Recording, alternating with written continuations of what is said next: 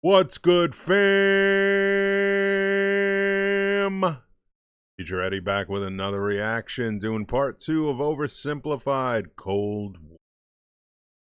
And if this is your first time watching me doing an oversimplified reaction, and you wonder why there's a overlay on the stream, well, it's because I have problems with oversimplified, and unfortunately they keep on tagging my videos and taking them down. So I got to use an overlay on the video, but I assume you've already watched the original. In any case, if you haven't seen part 1, check it out. Gonna put it there, and let's get started. While Nicholas had been busy playing with his new best friend, tensions in Europe had been rising. It just so happened that in 1914, one Archduke Franz Ferdinand of Austria-Hungary went for a drive with the top down in Sarajevo. One thing leads to another, and suddenly Russia found itself at war with half of Europe. One thing leads to another. Yeah, Franz Ferdinand. That's pretty much everything everybody knows about Franz Ferdinand, aside from the band. But it's kind of crazy how Franz Ferdinand was assassinated. As they showed in the image here. Sarajevo. One thing leads to another. You could see, well, it may be blocked a little bit, but in the top left corner, the guy who's shooting him is standing in front of a cafe. So originally, the person who assassinated Franz Ferdinand actually failed on 2 separate occasions the same day. And in all honesty, he kind of gave up and was like, this ain't happening, I guess.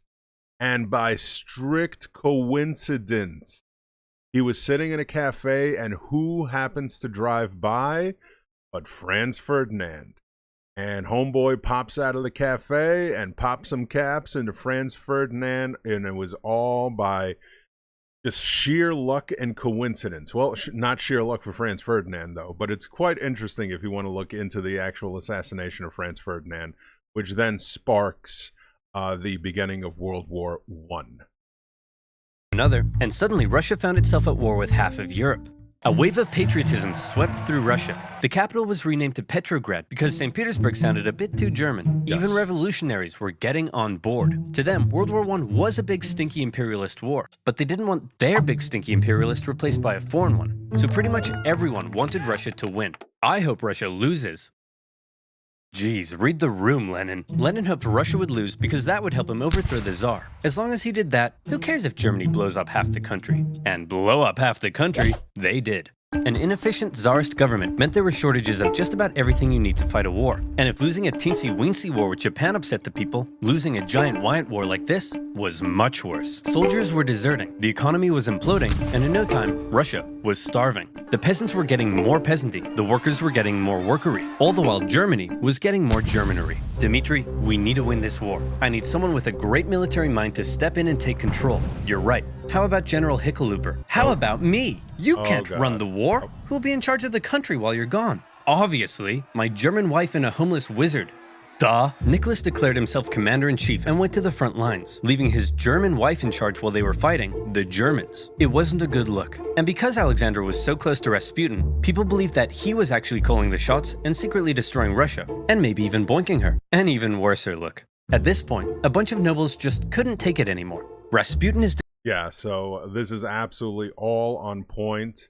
As I said in part 1, Czar Nicholas is the best metaphor I can come up with is imagine if Ryan Reynolds and Van Wilder became Tsar of Russia.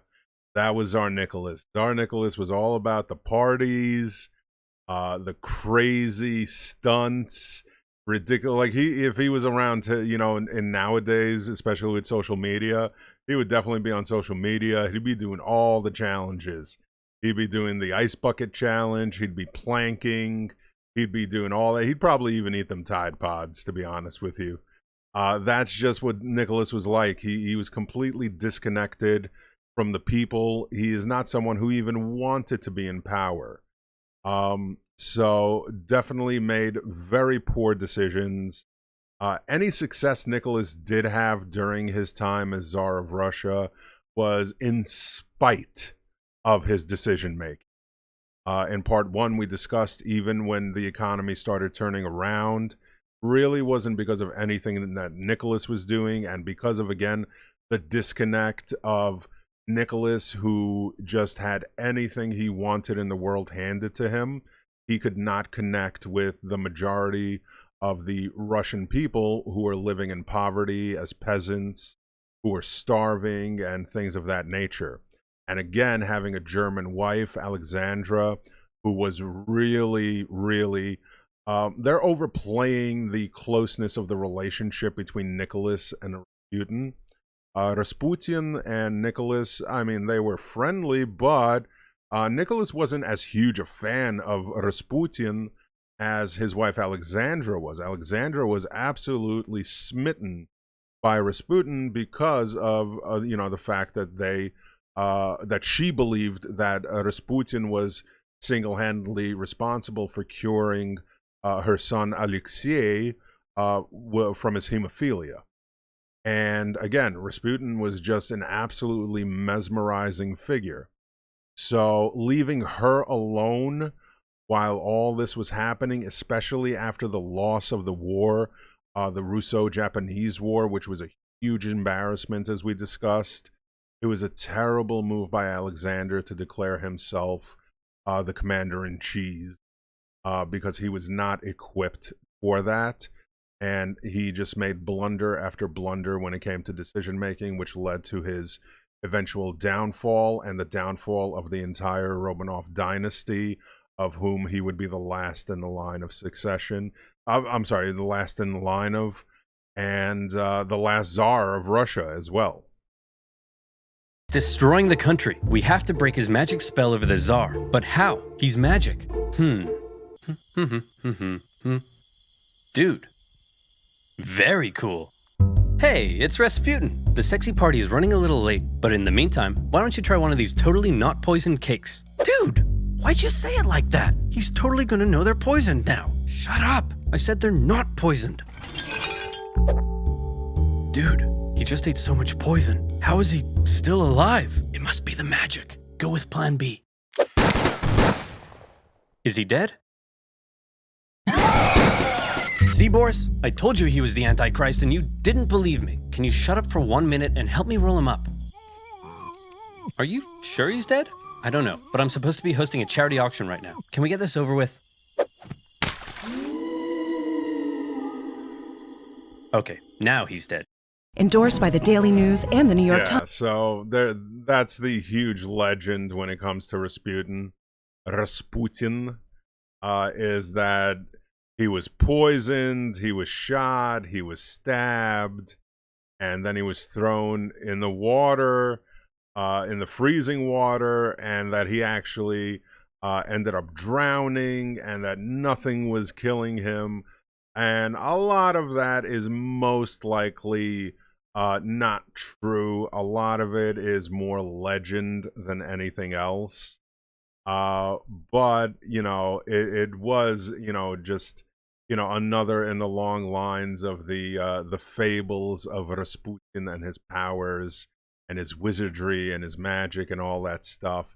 But it is a good yarn, of course, because there are actually the records of his autopsy and everything else have been lost to history. So there's really nothing to document or prove any of these claims about him being poisoned and shot and stabbed and all.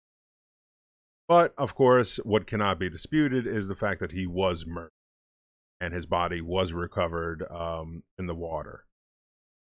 Rasputin, just like his life, is shrouded in mystery and speculation. He probably didn't really die like that, but he also probably didn't really heal people. He probably didn't influence the Tsar as much as people thought. He probably wasn't secretly destroying the country. But what he definitely did do, even in his death, was ruin the Tsar's reputation. Russia's autocracy looked more outdated than ever, and the Russian people were taking notice. Come on, men. Remember what we're fighting for. Yeah, no. We're out. World War I left Russia broke, hungry, and exhausted. And with Nicholas acting as commander-in-chief, he was getting even more blame. For the second time, Russia was on the brink of revolution. By 1917, Russia had been fighting a war it couldn't afford for 3 years. They were running out of many things, most worryingly, food. On International Women's Day, 1917, thousands of hungry women in Petrograd were so sick of being hungry that they took to the streets. And it turns out it's not just women who experience hunger, but men too. So the next day they joined in as well. gatherings on the streets were forbidden, but I'm not sure how you'd arrest 250,000 people. The crowds demanded an end to the war, an end to food rationing, and even an end to the Tsar's autocracy. Now, normally the troops would deal with this kind of thing, but as it turns out, soldiers get hungry too, and they were also tired of having to kill their fellow Russians so much. So entire regiments mutinied in the capital, and they joined the crowd as well, trashing symbols of the Tsar and his autocratic regime. Things were escalating very quickly. Liberal politicians watching the riots in the streets had long been dissatisfied with the Tsar, since he would shut their parliament down anytime they did something he didn't like. They believed the only way to bring stability back to the streets was for Nicholas II to abdicate. The riots continued. The police fired on soldiers. Soldiers fired on soldiers. The workers re-established the Petrograd Soviet. Politicians began arresting the Tsar's ministers. He may have been an autocrat, but he just lost complete control of his... Yeah, I mean, it's all based on your control of the military. Not the people, but the military. Once the military turns on you, it is lights out, son. Mutiny is abound. A coup de grace is bound to happen. The people are the people, but it's losing control of the military, which is the downfall of most of these rulers. So by making himself again commander-in-chief and being the bumbling fool that he was, he lost all respect of most of the military. You know, unlike somebody like George Washington, who was in the thick of things with his troops, but at the same time had the respect of pretty much everybody who served during the Revolutionary War, with the exception of a few, sects that were mostly paid, like Hessians and things of that nature. But yeah, Nicholas it was just bound to happen. It was bound to happen. Capital city. Talk about embarrassing. Nicholas, the troops have turned against us. The people have taken over the city. They've even cut my phone line. Hello? Hello? The phones are down. Things must be bad. I'd better go back there. Nicholas hopped on the next train back to Petrograd, but he never made it to the city. His train was met by military generals and other politicians. What's going on? Nicholas, look man, we need to talk. It's not you, it's us.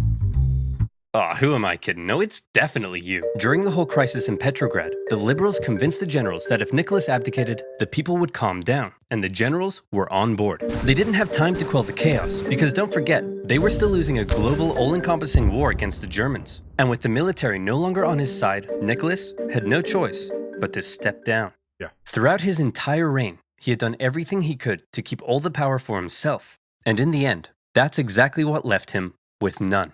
But then there was a big question. Who would replace Nicholas? Well, his son Alexei was next in line. Hey buddy, Daddy couldn't handle the complex socioeconomic problems of a giant multinational, multi-ethnic empire that's engaged in total war with all of Europe. You think you could give it a shot? Alexei just wasn't ready to be Tsar. Nicholas did have a brother, but given the state of the empire, he wasn't keen either. And so, 300 years of Romanov rule in Russia just kind of came to an end. The earlier 1905 revolution hadn't changed much, but this new revolution had left Russia without a Tsar. And still, before the year was over, there would be one more revolution left to come. Nicholas's failure as commander of the armed forces was the final straw that broke the camel's back. Do you think maybe you could have done any better? Well, guess what? Yes. I don't know. But, a lot of people have been saying, Eddie, how come you don't have a merch store? Eddie, where's your Discord? Eddie, do you have a Patreon? Well, folks, if you want to support the show, here's a quick tutorial. Ways to support Teacher Eddie. Under each video, join button, YouTube membership, click, select level. In the description, Discord, join, have fun. In the description also, Patreon, click, select level. In the description, donate, PayPal. Merch store, t-shirts. Email addresses in the description, and yes, I know I look like Bert Kreischer. All right, now back to the video. Now where was I? Oh yeah. Hungry woman, absolute chaos, and the end of the Tsar. Oh, hey guys, says here there's been a revolution, and the reign of the Tsars has ended. Oh, come on, I missed another one? Why am I even in this video? Well, it's not like you could have done anything. As long as there's a world war, you can't get back to Russia. Who wants to start a revolution? Revolution. Dang it! Despite getting rid of Nick, Russia was still at war with half of Europe. The Germans, however, had an idea. They thought that if they helped Lenin get back, he would cause trouble for the new Russian government. So they put him on a train, destination, Petrograd. It was a long journey, and while Lenin was cooped up in his train, things in Russia were changing. Workers were taking control of their factories. Soldiers were socking it to their mean old officers. Without a czar, a big old power vacuum had opened up, and someone needed to fill it. The liberals proposed they be in charge, and they set up the provisional government. The workers, however, had already begun establishing local Soviets, largely controlled by the social revolutionaries and the Mensheviks. And since neither felt like they had the power to oust the other, Russia ended up in a classic dual power conundrum. The two coexisted, with the provisional government becoming the official government, and the elected Soviets issuing orders to the workers and soldiers. This power balance was delicate, and all it would take is one bold revolutionary to come along and give everyone a big-brained beatdown. Oh boy, Lenin's coming home. I can't wait for him to see all the great things we've accomplished, and I'm gonna show him my fan art. Oh look, here he comes now. Shut up, shut up! You all suck! The provisional government sucks, the Soviet sucks, even your fan art sucks!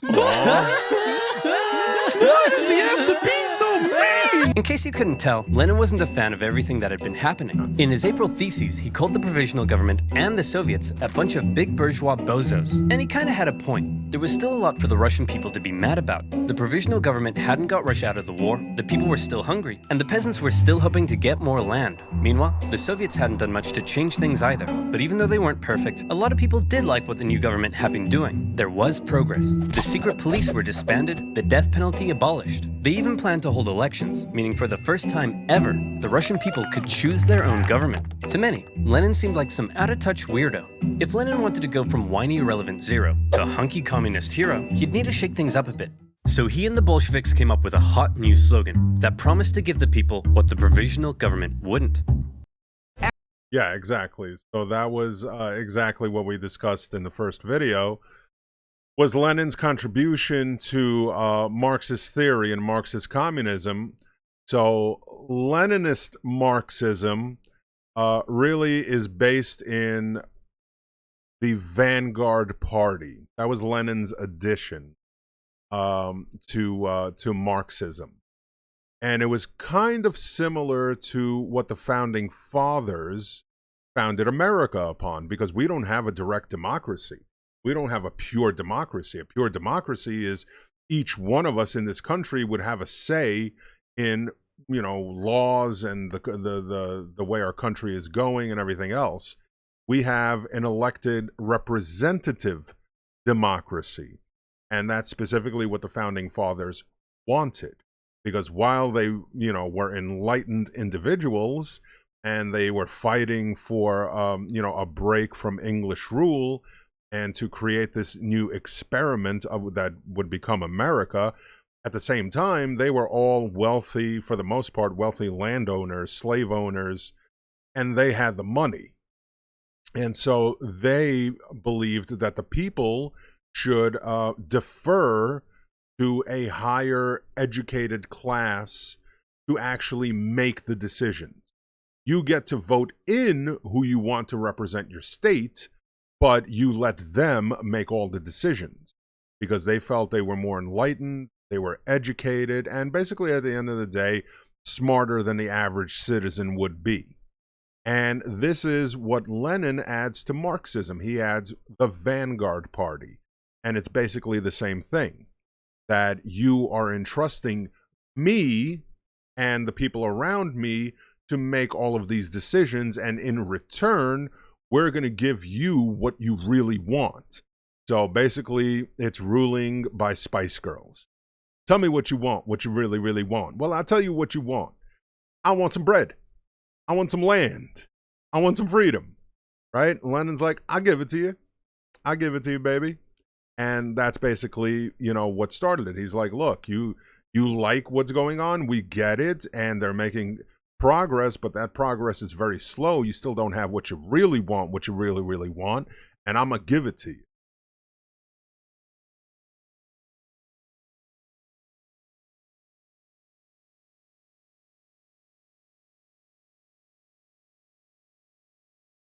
provisional government and having the Soviets run the place. A communist dream. The people liked these slogans, and bit by bit, the Bolsheviks became more popular. Some Mensheviks even began switching sides. But even though the people thought Lenin's slogans rocked, as long as the provisional government didn't mess up, they'd continue to support it.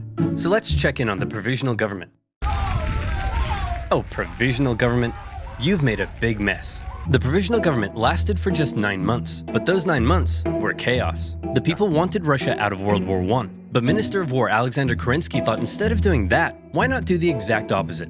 If the people saw more Russian victories, they'd have to support the new government, and that went just about as well as you might expect. Yeah. These heavy defeats worsened the Russian economy and made the hungry people hungrier. And by now, I think you know what comes next. They trashed the place. More looting, more rioting, more violence. It was like the Tsar had never abdicated. Tens of thousands of armed workers took to the streets during some of the worst violence Petrograd had seen yet. And in response, Kerensky called in the troops, who opened fire on the demonstrators. For now, And that was, Kerensky was, again, I mean, when you thought it couldn't get worse, then you get Kerensky in there, and just a whole bunch, like they said, it was just pure chaos. And again, I mean, giving them credit for the few small, things they did, I mean, just really wasn't worth it, you know? Lenin and other Bolshevik leaders wanted to distance themselves from the violence, but the crowds marched under Bolshevik slogans, and as a result, Kerensky, now the prime minister, took the opportunity to stamp down on the Bolsheviks. Their leaders were arrested. Lenin was accused of being a German agent, and he was forced to flee to Finland in disguise. This sucks! Now I'll never get to have my revolution. Why are you wearing a dress? It's a disguise, idiot! And it makes me feel pretty. Kerensky had successfully dealt with the violence, but he just couldn't catch a break. This increasing support for more extreme forms of socialism, along with the poor handling of the war, alarmed traditional liberals and Yeah, and by exiling Lenin once again, it made him more of a martyr for the cause than anything else, and it made him a bigger figure in the whole movement. So that was another big mistake there.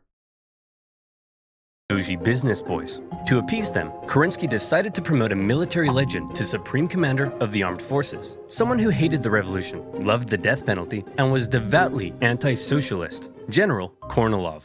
Hey man, thanks for the promotion. That was real swell of you. Of course, with you by my side, who would dare try to overthrow me? How about me? I did not see this coming. Unfortunately for Kerensky, Kornilov hated the liberal and socialist reforms of the new government, particularly the dumb socialist soldiers' committees. The army was no place for undisciplined left-wing snowflakes. Fearing a Bolshevik takeover was imminent. Yeah, he would be a good example for a comparison to an American general. Would definitely be somebody like George Patton. Definitely no nonsense, no snowflakes. He will smack a soldier in the face for being a wuss. Yeah. Kornilov ordered his men towards Petrograd to oust the Soviet and take over. Kerensky freaked out, and he needed help. Since he knew Trotsky was finger-licking good at organizing, he and other Bolshevik leaders were released, and they, along with the Soviet, organized the defense of Petrograd. Kornilov had the power of soldiers, but the Soviet had the power of workers. And they did what workers do best. Railroad workers diverted Kornilov's men away. Telegraph workers messed with his communications. They even infiltrated his forces and encouraged the demoralized men to desert. They were also armed en masse, but in the end, no fighting was necessary because Kornilov's coup just fell apart, and Kornilov was sent straight to prison.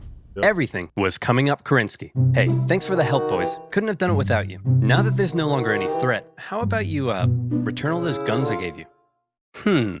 How about no? No. Oh, no. In order to kill a rat, Kerensky had just given a gun to a bear. A Bolshevik bear. The whole affair was a huge propaganda win for them. They had defended the revolution, and their popularity skyrocketed. They found themselves elected to the Petrograd and Moscow Soviets, with Trotsky even becoming chairman in Petrograd. They were now in a very powerful position. Almost powerful enough for Lenin to return home from Finland and finally stage his long-awaited communist revolution. The Bolsheviks began planning their takeover of the Russian government. Yeah, so this is the second revolution of 1917. This is the most famous one that is usually covered in social studies and history classes, because a lot of people forget about the first revolution. Well, I mean, there was a revolution in 1905, of course, that was covered in the first one, But there were two revolutions in 1917. And it's the final one that everybody knows pretty well. Some got cold feet and began arguing against Lenin's armed revolution in favor of a more peaceful approach, and they even wrote newspaper articles about it, which kind of gave the whole scheme away. The Bolsheviks are planning an armed revolution? I did not see this coming. Kerensky began arresting Bolsheviks, and as a result, Lenin and the boys felt they had no choice but to commence the revolution right now. Lenin was back in Petrograd, but was still in hiding, so Trotsky got the ball rolling, using his position as Soviet chairman to organize the Bolshevik militias. Now, if you were to ask Soviet artists, the revolution went something like this. As much as they would like you to think it was a glorious, violent, heroic takeover, the truth seems to be a little more underwhelming. The Bolsheviks just kind of walked into key buildings in the city and took control. Bolshevik supporting sailors even brought in a huge battleship, but there wasn't really any fighting. Nobody really tried to stop them. In just one day, they took control of the city. Next, Kerensky just managed to escape before the Bolsheviks surrounded the Winter Palace, placing the provisional government under siege inside. Is it safe to come out yet? I think so. Fear my revolutionary might! Give me that. That night, Lenin came out of hiding to play a bigger role in the revolution. With him back at the helm, they had one more job to do: storm the Winter Palace and arrest the provisional government. And here comes the final showdown. The palace was defended by a force known as the Battalion of Death, who immediately gave up. And just like that, Lenin had won. As far as violent, bloody revolutionary uprisings go, this wasn't really one of them. Yeah. But Lenin was finally in charge of Russia. Yeah, so yeah, I'm glad they really pointed that out, because a lot of people think of the second revolution of 1917 as this like massively bloody, violent takeover, and a lot of it comes, of course, from propaganda. There were propaganda movies made about it, stories written about it. And of course, Lenin's at the helm of the whole thing, and they're climbing over gates and they're ripping things down and blood is flowing in the street. But it was definitely nothing like that whatsoever. He had spent his whole life dreaming of this moment. He set up the first Council of People's Commissars, his own cabinet, with him in charge. This was it. His chance to finally make his communist utopia with equality and freedoms beyond compare. Hey Lenin, before we took power, they were planning on holding elections. Shall we go ahead with those? Of course. You can't have a communist utopia without high levels of political participation. The proletariat should be free to elect who it. What? The social revolutionaries won. We lost. Those don't count. Lenin claimed the elections were unfair, and the Constituent Assembly they created was counter-revolutionary. He presented the new assembly with a motion that basically said, sign here and give up your power. And when the assembly was like, no, Lenin said, see, they're disobeying me. Proof they're counter-revolutionary. Shut it down, boys. Moderate socialists and others weren't happy when Lenin had the assembly closed by force, and when campaigners began taking to the streets, they were fired upon. For Lenin, setting up a communist utopia was looking suspiciously like setting up a dictatorship. While he was implementing many of the communist policies you'd expect, he was also refusing to work with other political parties and cracking down on opposition. Hey Lenin, are you setting up a dictatorship? I'll shoot you if you are. Of course not. What a crazy theory. Anyway, I'm pleased to announce I'm setting up a secret police force to repress and kill traitors. And by traitors, I of course mean anyone not loyal to me. Owie, owie, owie, owie, owie. The assassination attempt made on Lenin's life in August 1918 failed, but in response, the Bolsheviks ramped up their oppression. But while all of this chaos was erupting back home, Lenin and the boys were also distracted by another problem. They were still at war with the Germans, and they had promised to give the people peace. Yeah, exactly. And a lot of people began to realize that they have traded one awful leader and for, basically like what changed. Everything that, all the progress that had been made, like getting rid of the secret police and all these other things, like, wait, it's all just coming back, and we're now again placing, all the power into one person's hands. And that's not what we wanted. What happened in free election? And yeah, that's what happened.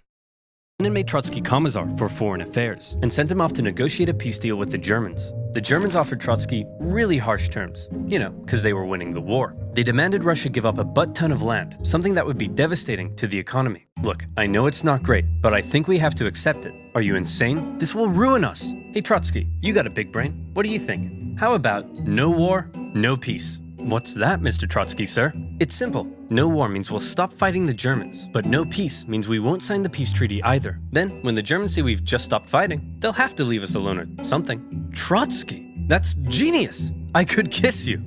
Do you want me to kiss you? Stop asking me that. Trotsky's no war, no peace plan was a huge success. Oh, wait, no, just kidding. It went exactly as you'd imagine. When the Germans saw the Russians had stopped fighting, they slammed 700,000 troops deep into Russian territory with no resistance. Now, the new peace treaty offered by the Germans was way worse, with Russia losing a huge amount of territory, population, and resources. The Bolsheviks had no choice but to accept, and Russia was humiliated. With Petrograd now in an exposed position, Lenin moved the capital to Moscow, just in case. Things really weren't going well for Lenin, and many people were extremely unhappy with the Bolshevik government and its actions.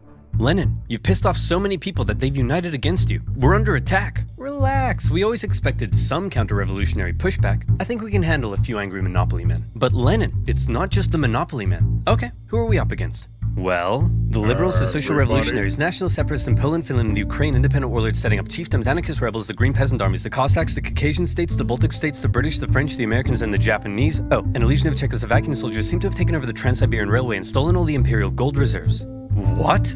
How could this get any worse? Oh, and it says here your mother-in-law is coming to stay. No! A variety of anti-Bolshevik forces had united together to topple Lenin's government, and Russia descended into a full-blown civil war. Now, the Russian Civil War was extremely intricate and would really need its own video, but essentially, the anti-Bolshevik white movement gained control of vast, underdeveloped areas, while the Bolshevik Reds controlled the industrial heartland. Using this to their advantage, along with the surprising military genius of Trotsky and the shocking disorganization of the White Army, the fortified Red Army gradually came out on top. It was an absolutely brutal conflict, with both sides committing horrendous atrocities. To maintain order at home, the Bolsheviks began the Red Terror, and the secret police would execute tens of thousands of suspected traitors. No one was safe from the violence, not even Nicholas himself. You've probably been wondering what Nicholas has been up to this whole time. Well, after his Yeah, I just want to quickly, before they get deeper into it, but, Trotsky is a well-known, person in the history of, the whole Russian Revolution and everything else. But really, as much as Lenin becomes the hero of, the Soviets and all that stuff, I mean, really, Trotsky deserves a lion's share of the credit, but to the victor go the spoils, and the victor writes the histories. And Trotsky, unfortunately, for everything that he had done, for all of his brilliant strategy, thinking, his organizational skills, and really keeping the fort down while Lenin was away in hiding, Trotsky does not, get the credit he deserves. And if Trotsky had ended up in power, I do feel history would have been significantly different than what it was. Abdication, he and his family were placed under house arrest. At first, they were allowed to live in their usual luxury, but after Lenin took over, their conditions worsened. The Bolsheviks were just holding on to Nick until they could work out what to do with him, but the Civil War complicated things. The last thing they wanted was for Nick to be freed by the White Armies, and so, to stop this from happening, Nicholas's Bolshevik guards decided to act. It's not entirely certain whether Lenin ordered it, or if the guards were acting on their own volition. But on July 17th, 1918, with White Armies approaching, they woke Nicholas and his family in the middle of the night and brought them into the basement. There, a drunken squad of Bolsheviks murdered the entire family. Nicholas, the last Tsar, once one of the most powerful men alive, had met a brutal end. But after years of fighting and millions of deaths, Trotsky and his Red Army came out victorious. Wow, that was a close one. Okay, back to creating a communist utopia. How are we doing on that? Well, the Civil War helped create a massive famine and about 5 million people starved to death. There's massive inflation and the ruble is worthless. Hundreds and hundreds of kilometers of railway track have been destroyed. Disease and epidemics have killed 3 million. The population of Moscow and Petrograd has collapsed. Life expectancy has plummeted. Sailors in Kronstadt are rebelling. People are freezing to death in their own apartments, and life has been reduced to a constant search for food and shelter. Whoa. Well, this just means I'll have to work twice as hard, day and night, to save the country. Nothing will stop me, short of a couple of sudden strokes. Get the doctor. One thing you have to keep in mind is that everything I've been talking about, the Civil War, the assassination attempt, and Lenin's struggle to maintain control at home, were all happening around the same time, and it must have been extremely stressful. Lenin began getting headaches, insomnia, and in 1922, he suffered 2 separate strokes. As the Soviet Union was officially declared under a strict one-party system, Lenin's health continued to decline, and his ability to lead the Communist Party went with it. Everybody assumed Trotsky would succeed him. He was a great speaker, he'd won the Civil War, and he had a dope-ass train. The last person anyone expected to take over was Stalin. Stalin wasn't a great intellectual like Lenin, or a charismatic war hero like Trotsky. He was, as one Menshevik described him, a gray blur. Someone who operated in the background. Someone who you might not even notice. But it was in the background that Stalin would rise to power. Here's how it happened. After the revolution, all the Bolsheviks hoped to get a cool job in the new government. What did you get? Commissar for war. Sweet! What'd you get? Secretary. Stalin was made general secretary for the Communist Party.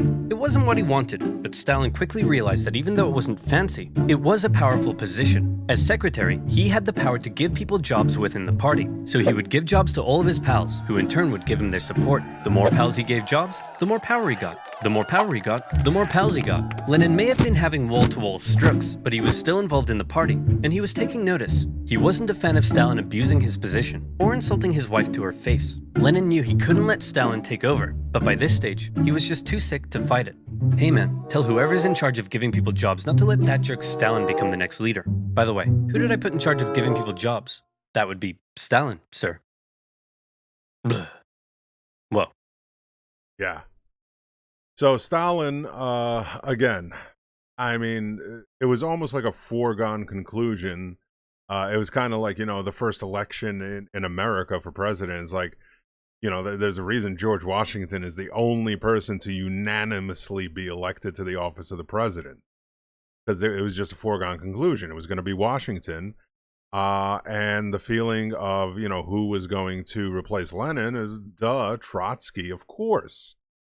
And again, because if you really look at it, Lenin's whole reign was just mired in revolution, civil war, embarrassment, blunders, and it was really people like Trotsky who held everything together, because by 1924, just 7 years after the revolution, Lenin is dead, and the last 2-3 years of his life, he was basically incapacitated.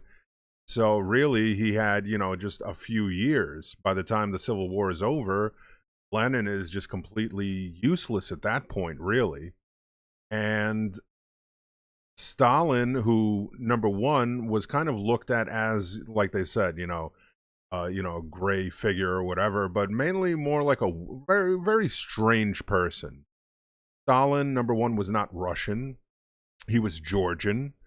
So he was already looked upon as somebody of a lower class, which is how Russians viewed people from, Georgia.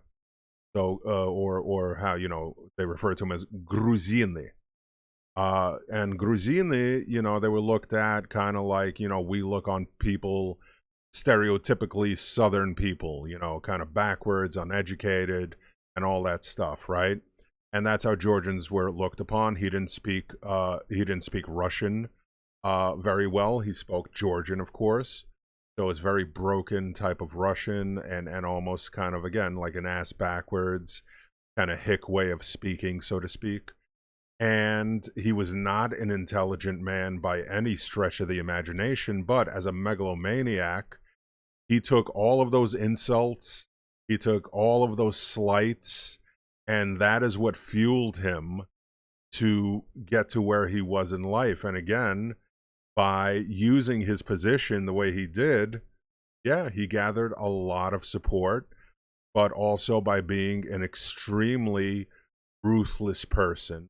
And as ruthless as Lenin was, Stalin was 100 times more ruthless, violent, vicious, and willing to kill anybody in his Deja vu. Lenin's last wish was to not let Stalin take over, but by the time he died, Stalin was too powerful to remove. He had his remaining opponents arrested or killed. Trotsky was banished and fled to Europe. Eventually, he would be assassinated by Soviet spies in 1940. Yeah. Our dear comrade Lenin has died. We should have a state funeral. No. Let's mummify him and put him on display so people can look at his dead body forever. That's gross. You're gross. Guards, kill him. Lenin had waited so long to take control in Russia, but he never got to see his communist utopia. Yeah. His short time in charge was spent dealing with the destroyed Russian economy, World War I, and the Civil War. He was cruel and merciless, but he really did seem to believe communism would make Russia a better place. Stalin, on the other hand, would take the Soviet Union down a different path. If you thought Lenin was a tyrant, well, you ain't seen nothing yet, girl. A secret police state, a rapidly militarizing superpower led by a paranoid man who deeply distrusted the West, would see the world come to the brink of nuclear annihilation. That's right, I'm talking about... Yeah, the Cold War. So that's probably what I'm going to do next for Simplified, is the Cold War. So absolutely fascinating, absolutely well put together, well researched. Again, love you, Oversimplified, even though for some reason you don't like my channel and make my life a living hell with these videos. I still love you, and again, give support to the original content creators. Oversimplified, love you, subscribe to you, like all your videos, watch them, everything. But yeah, and unfortunately things do get worse, but for the Soviet people, amazingly, Stalin is still a hero. Because while he did a lot of horrible things, he did make Russia a superpower at the end of the day. And I'm sure we're going to cover that. We covered it a lot in Oversimplified World War II and some other videos I did on the Cold War. But we'll get into that next time, I guess. So I've been Teacher Eddie. Hope you enjoyed this. And I will catch you in the next one, fam.